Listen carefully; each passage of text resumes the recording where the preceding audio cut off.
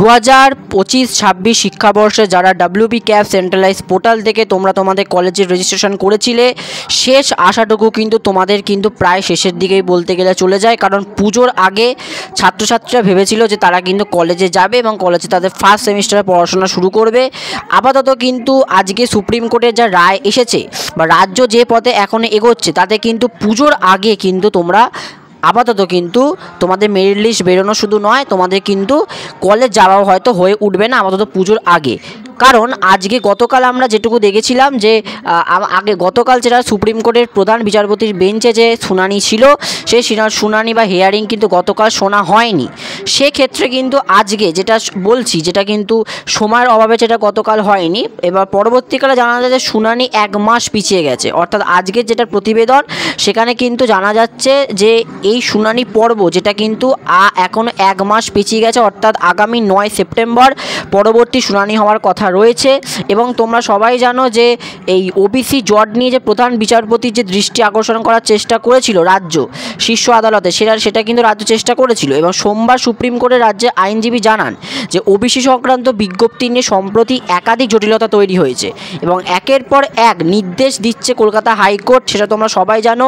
এর জেরে যে দ্রুত এই মামলা শুনানি করা হোক, এটা কিন্তু রাজ্য গতকাল নয়, এটা কিন্তু রাজ্য চাইছে যে যত তাড়াতাড়ি শুনানি পর্ব শেষ হবে তত তাড়াতাড়ি কিন্তু জটটা কাটবে রাজ্যের, যে এই মেরিট লিস্ট WB যে রেজাল্ট আউট সব কিছুর ক্ষেত্রে। তবে রাজ্যের যে আইনজীবীর আর্জি ছিল আগামী বৃহস্পতিবার অর্থাৎ বা সোমবার দিন করে মামলা শুনানি করা হোক, কিন্তু সেই আর্জি শোনেনি প্রধান বিচারপতি। তিনি জানিয়েছেন ওই মামলা তালিকা থেকে বাদ দেওয়া যাবে না, নতুন করে তালিকা যদি তৈরি করাও যাবে না, এটাও কিন্তু প্রধান বিচারপতি জানিয়েছে। অর্থাৎ নির্দিষ্ট দিনেই ওই মামলা শুনানির জন্য উঠবে। এবং সুপ্রিম কোর্টের সূত্রে যেটা খবর রয়েছে যে এখনও পর্যন্ত যে আগামী 9 সেপ্টেম্বর পরবর্তী ওবিসি শুনানির মামলা রয়েছে বা সেদিনই হতে পারে। গত 28শে জুলাই, যেটা কিন্তু আমরা সবাই জানি, যেটা গত 28শে জুলাই যেটা কিন্তু ওবিসি শংসাপত্রের বিজ্ঞপ্তি সংক্রান্ত মামলায় কলকাতা হাইকোর্টের নির্দেশের ওপর অন্তর্বর্তী স্থগিতাদেশ দিয়েছিল সুপ্রিম কোর্ট। হাইকোর্টের ওই রায় নিয়ে প্রশ্ন উঠেছিল শীর্ষ আদালতে। সোমবার সেই মামলা শুনানি 1 মাস পিছিয়ে দেয় সুপ্রিম কোর্ট। উল্লেখ্য, ওবিসি জটের জেরে রাজ্য জয়েন্ট এন্ট্রান্স বোর্ডের ফল প্রকাশ এতদিন ধরে আটকে রয়েছে। অনিশ্চয়তার মুখেই পড়েছে লক্ষ লক্ষ ছাত্রছাত্রী, যারা এখনও পর্যন্ত WB ক্যাপের মেরিট লিস্ট, WB যে রেজাল্ট, এইসব নিয়ে কিন্তু তোমরা যারা জটে রয়েছো যে কবে তোমাদের মেরিট লিস্ট বেরোবে। সাথে গত বৃহস্পতিবার হাইকোর্টের বিচারপতি কৌশিক চন্দ্রের বেঞ্চে জয়েন্টের মেধা তালিকা বাতিল করে নতুন মেধা তালিকা তৈরির নির্দেশ দেন। এবং আদালত কিন্তু এটাও জানিয়েছিল যে নতুন ওবিসি তালিকা মেনে কিন্তু মেধা তালিকা প্রকাশ করা যাবে না। অর্থাৎ রাজ্যকে যদি মেধা তালিকা প্রকাশ করতে হয়, তাহলে 2010 সালে যেমন 66টি ওবিসি সম্প্রদায় তালিকার ভিত্তিতে যেটা কিন্তু মত ছিল যে মোটামুটি 15 দিনের মধ্যে নতুন মেধা তালিকা প্রকাশ করতে হবে। অর্থাৎ 2010 সালের যে আইন ছিল 66টি ওবিসি সম্প্রদায়ের মধ্যে যে রুলটি ছিল, সেই রুল অনুযায়ী কিন্তু 15 দিনের মধ্যে নতুন মেধা তালিকা প্রকাশ করতে বলা হয়েছিল।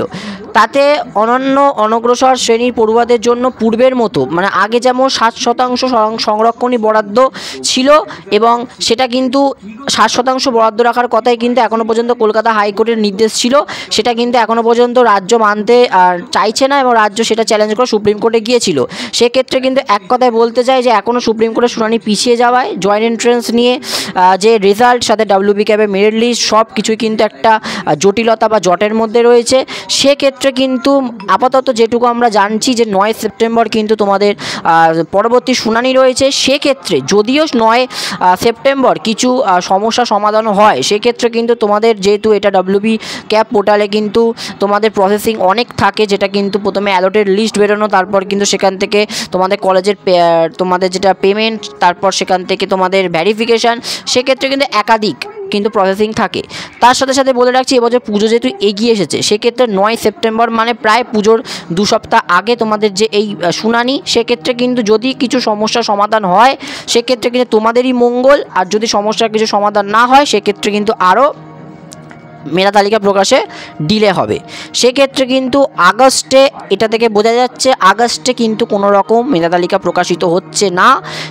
যা হবার কিন্তু সেপ্টেম্বরেই হবে। 9 সেপ্টেম্বরটা হচ্ছে খুবই ভাইটাল দিন। ওই দিনে যা শুনানি পর্ব দেওয়া হবে, যেটা সুপ্রিম কোর্ট থেকে বলা হবে প্রধান বিচারপতি বেঞ্চ থেকে, সেটা তার ওপরই ভিত্তি করে কিন্তু আপাতত আগামী ভবিষ্যৎ কিন্তু ছাত্রছাত্রীদের থাকবে। সেক্ষেত্রে কিন্তু যেটুকু আজকের আপডেট ছিল, সুপ্রিম কোর্টের যে আপডেট আজকের ছিল, সেই আপডেটটা কিন্তু তোমাদের সামনে আমি তুলে ধরলাম। বিস্তারিত পরবর্তীকালে আমরা আবার আলোচনায় ফিরবো পরবর্তীকালে শুনানি পর্ব নিয়ে। তো আমাদের আজকের জন্য ভিডিওটা এটুকুই। আর পরবর্তী বিভিন্ন রকম ইনফরমেটিভ ভিডিও পাওয়ার জন্য আমাদের চ্যানেলটা অবশ্যই সাবস্ক্রাইব করতে ভুলবেন না। ধন্যবাদ।